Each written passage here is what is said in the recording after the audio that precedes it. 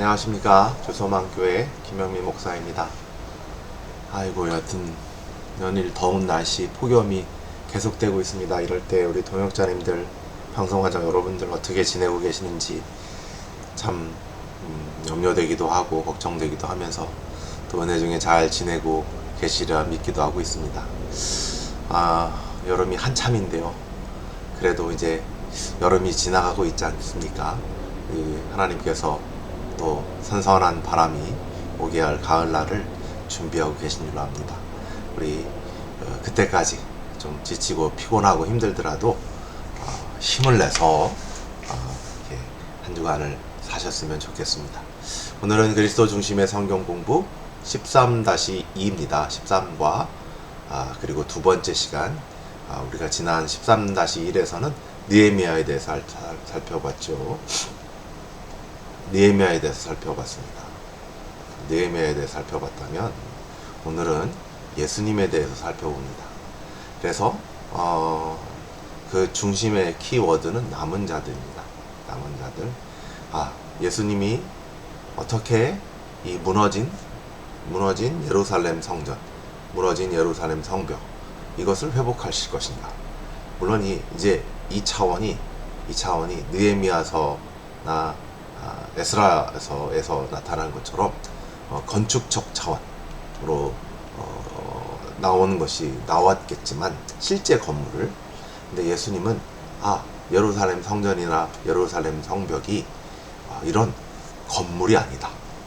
그래서 진정으로 예루살렘 성전을 재건하고 다시 세우시는 그 모습을 이 예수님을 통해서 이루어지는 거죠. 이 모습을 오늘 우리가 몇 가지의 질문을 통해서 하나하나씩 살펴보도록 하겠습니다. 다음 페이지 보겠습니다. 첫 번째 문제. 예수님은 예루살렘 성전이 강도의 구렬이 되었다고 비통해 하셨다. 강도의 구렬이 되었다는 말씀의 의미를 생각해보고 당시의 유대인의 영적 상태를 짐작해보자. 마태복음 해당하는 말씀 보죠. 마태복음 21장 12절에서부터 13절. 예수께서 성전에 들어가서 성전 안에서 매매하는 모든 사람들을 내쫓으시며 돈 바꾸는 사람들의 상과 비둘기 파는 사람들의 의자를 둘러엎으시고 저희에게 이르시되 기록된 바 내 집은 만민이 기도하는 집이라 일컬음을 받으리라 하였거늘 너희가 강도의 구렬로 만들었도다 하셨죠. 그러면 우리 생각해 볼 게 있죠. 지금 이 매매하는 사람들을 모두 내쫓으셨어요. 매매하는 사람들을 모두 내쫓으신 거예요. 그럼 이 매매하는 사람들이 왜 있냐? 그래서 이게 문제냐? 이런 차원의 문제겠죠. 근데요, 그 당시 매매하는 사람들은 성전에 제사를 하러 오는 사람들의 편의를 위한 것이었어요. 성전에 제사를 드리러 오는데 이 사람들이 양을 가지고 오겠습니까? 비둘기를 가지고 오겠습니까? 그 멀리서부터 양하고 비둘기 가져오기 어렵단 말이죠. 그러니까 양하고 비둘기 파는 사람들, 그리고 여기서 환전상은 성전에서는 그 당시에 로마의 화폐가 쓰일 수가 없었어요. 그러니까 이거를 환전을 해주는 거예요. 이게 다 이 성전의 제사를 위한 편이었단 말이죠. 그리고 또 이게 불법적인 거였냐? 그렇지 않습니다. 합법적인 거였죠. 근데 이 예수님은 이런 편의들에 대해서 무시하신 것이냐? 그게 아니에요. 이들의 근본 정신이 성전은 만민이 기도하는 집이에요. 그래서 두 가지 견해가 있는데, 지금 이 장사치들이 차지하는 공간이 이방인의 뜰이었을 것이다. 그러니까 이방인들의 뜰이 없어진 거죠. 그러니까 빼앗아 버린 거죠. 이 공간을 빼앗은 거죠.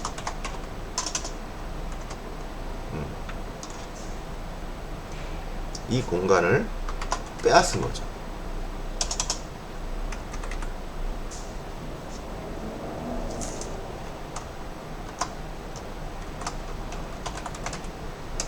네. 이런 차원이 하나 있고, 두 번째는 왜 강도의 구렬이라고 하냐면, 여기서 강도가 누구냐? 강도가 당시 대제사장들, 종교 지도자들. 이 종교 지도자들이 하나님의 은혜를, 용서, 긍휼을 재물을 받고 교환하는 것으로 만들었다는 거예요.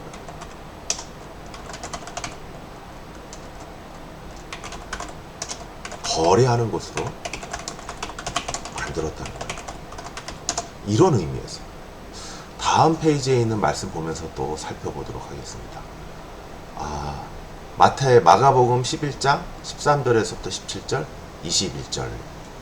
여기서 보시면 이제 예루살렘 이게 성을 보시면서 무화과 나무에 빗댄 거예요. 멀리서 잎사귀가 한 무화과 나무를 보시고 혹 그 나무에 무엇이 있을까 하여 가셨더니 보신즉 잎사귀에 아무것도 없더라. 무화과 때가 아님이라. 예수께서 나무의 길로 가라사대 이제부터 영원토록 사람이 내게서 열매를 따먹지 못하리라 하시니 제자들이 이를 듣더라. 15절. 저희가 예루살렘에 들어가니라. 성전에 들어가서 성전 안에서 매매하는 자를 내쫓으심에 돈 바꾸는 자의 상과 비둘기 파는 자를 돌로 엎으시며 아무 기구나 가지고 성전 안에서 지나다님을 허치 아니하시고 이에 가르쳐 이르시되 기록된 바 내 집은 만민이 기도하는 집이라 칭함을 받지 아니하였느냐. 너희는 강도의 구려를 만들었도다 하시매. 21절. 베드로가 생각이 나서 여짜오되 라삐여 보소서 저주하신 무화과 나무가 말랐나이다 라고 되어 있습니다. 여기서는 더 우리가 분명히 나오죠. 여기서 무화과 나무, 또 여기 보시면 문맥적으로는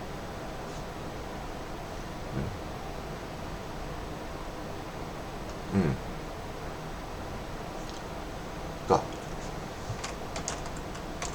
무화과 나무에 관한 것이 성전에 관한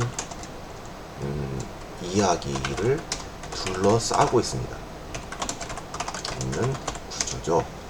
그러면 지금 열매 맺지 못한 무화과 나무는 뭐죠? 하여 그래서 저주를 받은 무화과는 뭘까요? 예루살렘 성전이죠. 곧 예루살렘 성전이죠. 성전. 나무 열매를 맺지 못해.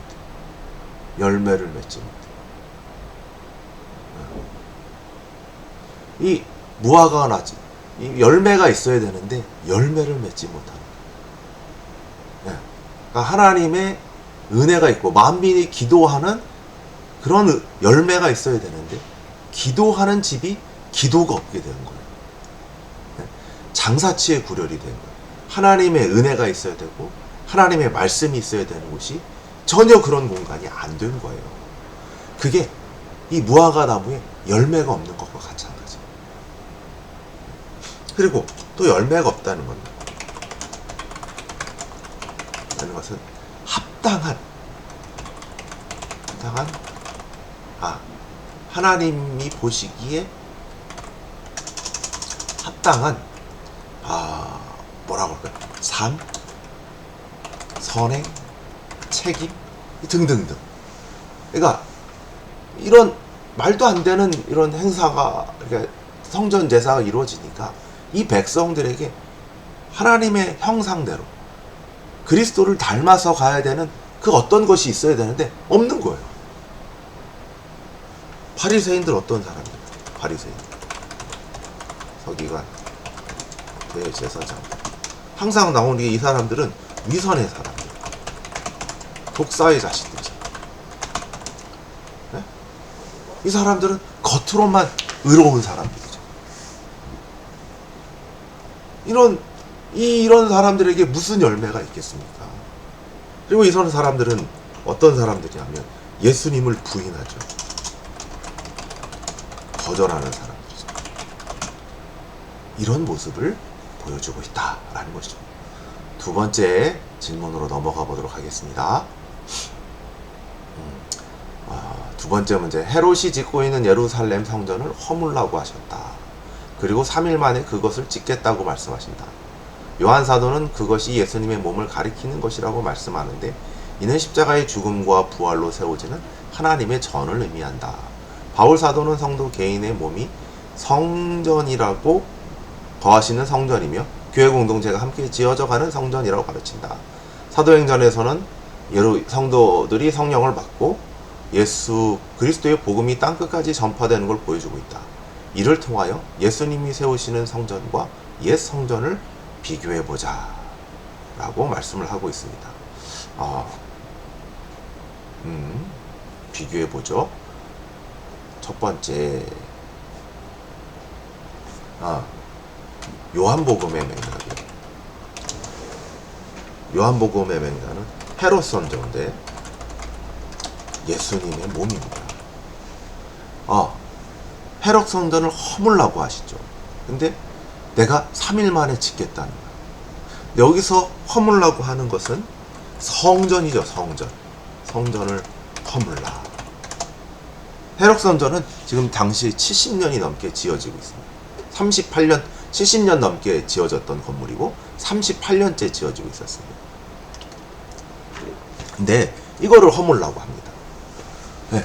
그러면 성전을 3일 만에 짓겠다는데, 이거는 그 당시의 제자들이 이해 못하지만 사도 요한의 기록은 뒤에 예수님이 부활하시고 승천하신 다음에 이 복음서를 기록할 때 이거는 예수님의 십자가의 죽음과 부활 이후를 가리킨다. 네, 이걸 얘기하는 거예요. 성전이라고 하는 것은 예수님의 몸이구나. 예수님의 십자가의 죽음과 부활로 세워지는 것을 뜻하는구나. 이것을 얘기하는 거예요. 그 다음에 바울 사도는 성전을 뭐라고 했냐? 성전을 성도 개인의 몸이라고 했어요. 성도 개인. 왜? 성령이 거하신 거.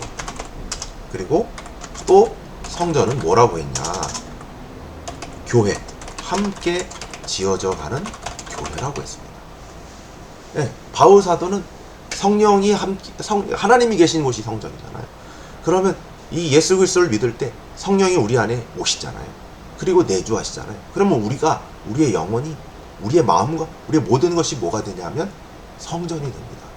하나님이 거하시기 때문에. 근데 이런 개인적 차원만 있느냐? 아니에요. 에베소서 2장은 이 성전은 함께 지어져 가는 거예요. 따로따로 성전 이게 아니라 각기 역할을 따라, 각기 모습을 따라 이렇게 함께 지어져 가고 있다. 그리고 우리가 사도행전에서는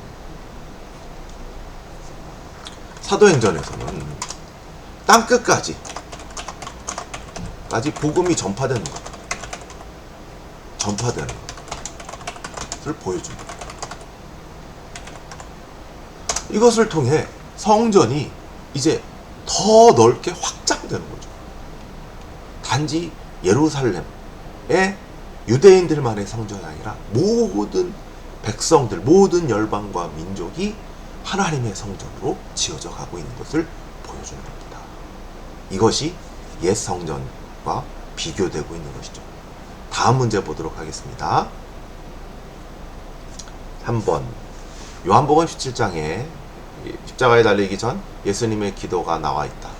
이 기도를 느헤미야의 기도와 비교해보고 새 언약의 차원에서 느헤미야의 기도가 어떻게 예수님에게 응답되었는지를 살펴보자. 우리 느헤미야의 기도, 우리가 지난 시간에 살펴봤던 것처럼 하나님께서 함께 용서해 주시고 하나님께서 이 백성 가운데 임하여 주시고 새롭게 회복하여 달라는 그런 내용의 기도였습니다. 그럼 예수님이 17장에 어떻게 기도했는지 한번 봅시다.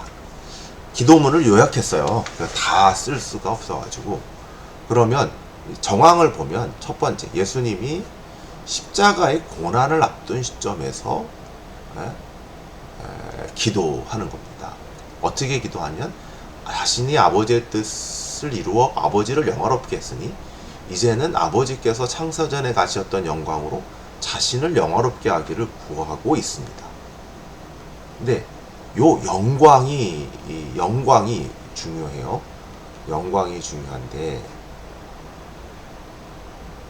이 영광이 중요한데요. 이 영광, 요한복음에서의 영광은 십자가에 들리는 것입니다. 지금 이걸 얘기하고 있는 거예요. 이제 십자가가 얼마 남지 않았어요. 이제 아버지의 뜻대로 자신을 영광스럽게 해달라, 십자가에 못 박게 하는 그런 시점을 위하여 기도하고 있는 거예요. 그런데 이제 자신이 이제 십자가에 달려 죽으시고, 또 더 구체적으로면 부활하시고 승천하시잖아요. 이전의 제자들과의 관계가 예전처럼 가질 수가 없단 말이에요. 그러면 이제 제자들이 남겨지게 되죠. 그 남겨진 제자들을 위해서 이제 17장은 기도해 가기 시작하는데, 여기 보시면 이제 예수님이 세상을 떠나 아버지께로 가시지만 제자들은 세상에 남기에 악한 자에게 보호하시고 아버지의 진리의 말씀으로 거룩하게 하시고, 아버지와 예수님이 하나인 것처럼 그들도 하나가 되어 아버지께서 예수님을 보내신 것을 믿게 하여 주시기를 간절히 구하였다. 네. 여기 뭐 이대로죠. 이 첫 번째 이 첫 번째는 이 제자들을 보호해 달라 하는 기도. 두 번째는 제자들을 예수님을 믿는 것에 하나가 되게 해달라 라는 기도입니다. 네, 이거는 그런데 이 제자들만을 위한 기도가 아니라 당시의 모든 백성들, 그러니까 모든 예수 그리스도를 믿는 자들을 위한 기도라고도 볼 수 있어요. 예, 이 기도를 통해서 우리가 살펴볼 거예요. 어떤 거냐? 이 예루살렘 성전이 무너졌어요. 그럴 때 예루살렘 성전을 회복하게 해달라는 느헤미야의 기도는 요한복음의 그 예수님의 기도를 통하여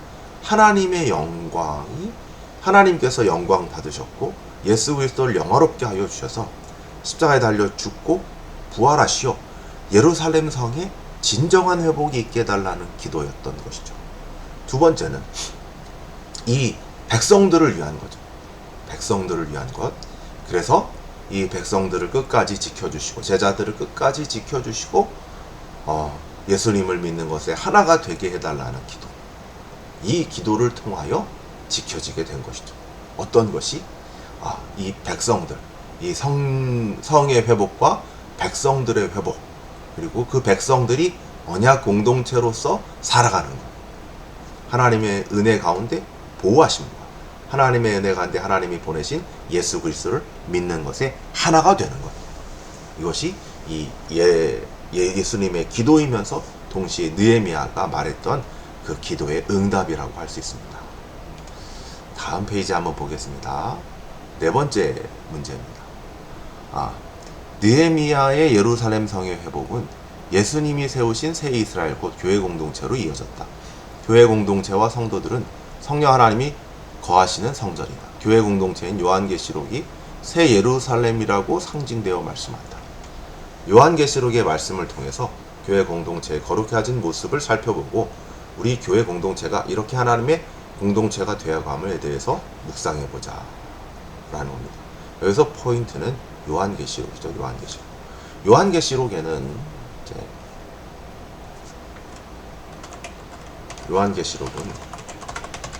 주님의 재림 이후에 완전히 회복된